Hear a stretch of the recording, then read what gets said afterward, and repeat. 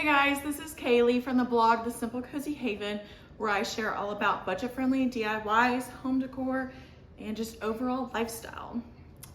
Today I'm going to be showing you guys how we made this DIY range hood cover. So yeah, I'm going to walk you guys through how we built this for under $150.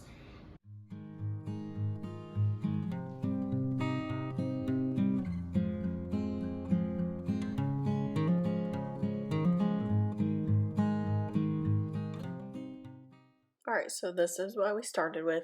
It wasn't awful, but it wasn't great either. We wanted to cover up that soffit where the vent pipe had to be off center because of the ceiling truss. So now my husband is just marking out where the measurements are on the plywood that we were using to create the look that we were going for.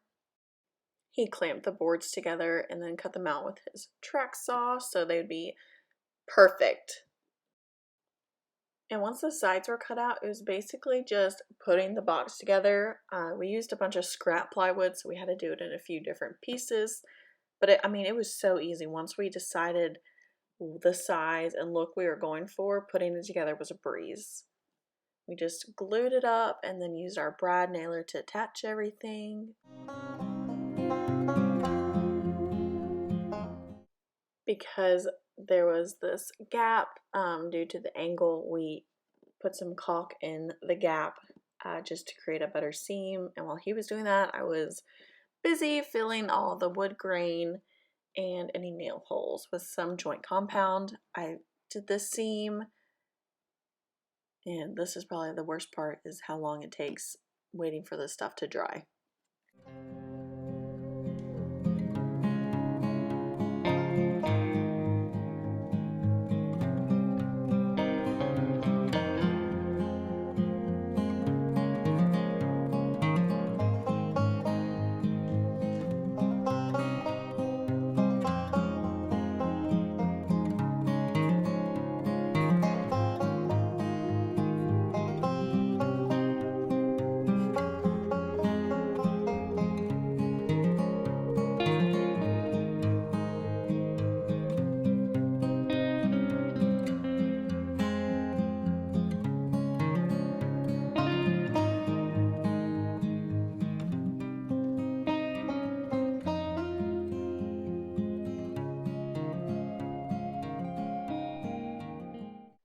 We got some white oak boards from a local supplier and we planed them down to create this kind of wood trim around the base of the hood vent cover.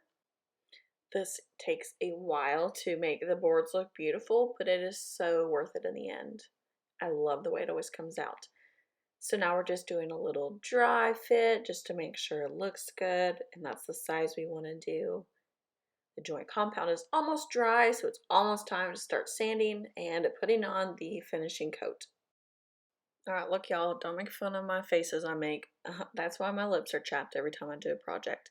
So I just used a drywall sanding tool while Robbie was working on creating the brace to attach the cover to.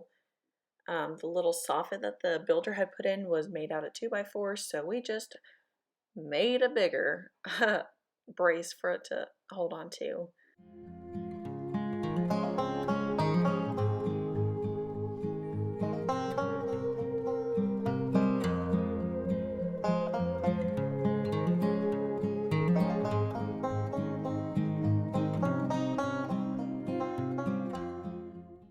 So we use these little trim screws to add these little braces onto the inside of the cover just to give it some extra stability. I was kind of feeling a little nervous about it, so we went ahead and added those in.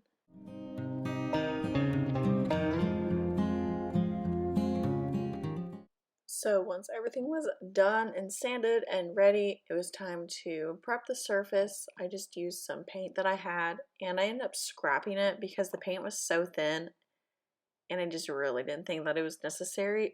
So that's just kind of how my mind works. Is anybody else like that? Let me know in the comments below. And so while I was doing this, you'll see it in a second, but Robbie started taping off a a line for where I needed to avoid with the paint and the product that I was going to put on the cover. This way that we wouldn't have to see anything off, and it was just a smoother transition. There's that serious face. I love him to death. He makes the funny faces, and I lick my lips and make funny faces while we're working.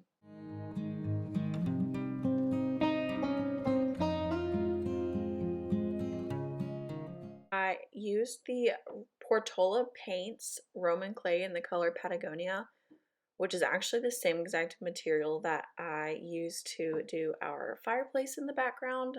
I felt that it all kind of helped everything blend in.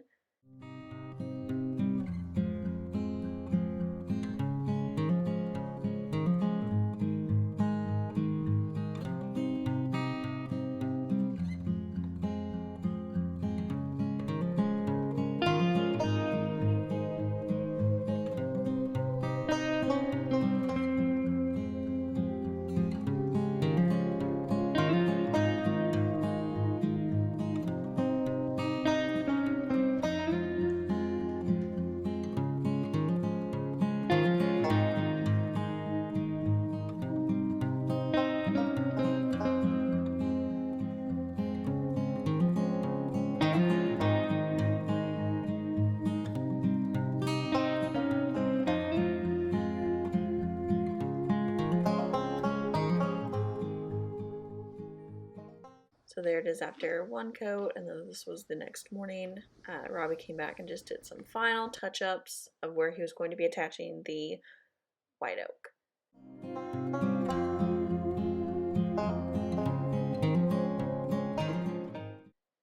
And there he is. He mitered everything, and we were just clamping it up to make sure, once again, it was all good to go. Measure twice, cut once. Okay, y'all?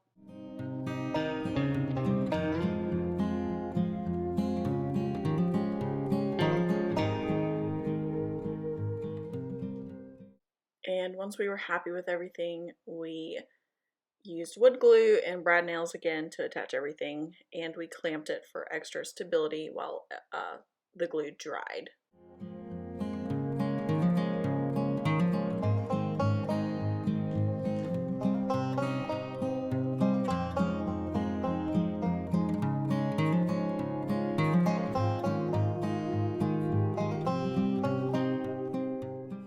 And this was the ultimate test.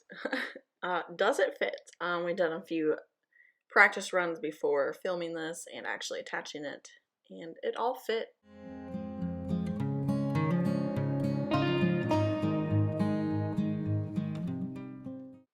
Luckily, Robbie had pre-drilled all of the screws, so when it was time to actually install it, they were already ready to go.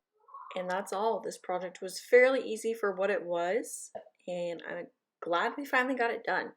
Be sure to head over to my blog, thesimplecozyhaven.com, to read all of my old posts and be inspired, and head over to Instagram to check out what I'm doing on the daily. Thanks so much for being here. Bye!